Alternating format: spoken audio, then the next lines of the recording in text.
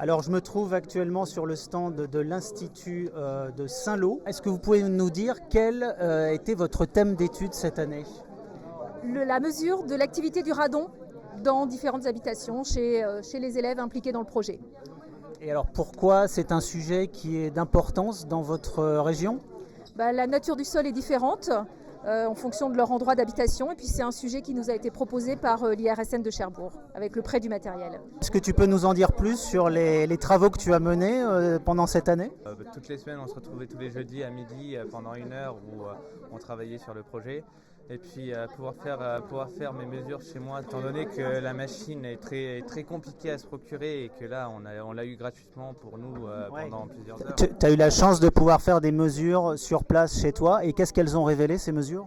Elles ont révélé que tout allait bien, concrètement, que j'avais pas de comment faire et que malgré le fait que je sois sur un sol plutôt radioactif, on va dire, car il est de niveau 3, donc c'est le niveau le plus élevé, mes mesures restent quand même en dessous du seuil de 150 becquerels. Ce travail que vous avez mené pendant 1 année avec vos camarades, ça a permis une prise de conscience chez vous ?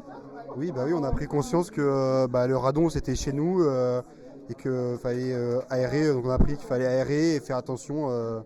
Déjà avoir pris les mesures pour à peu près le taux de radon qu'on avait chez nous, voir possiblement les fissures entre le sol de chez nous et si le sol est possiblement radon, voilà, donc prendre conscience. Et est-ce que par exemple tes parents étaient conscients du risque d'avoir du radon chez eux ?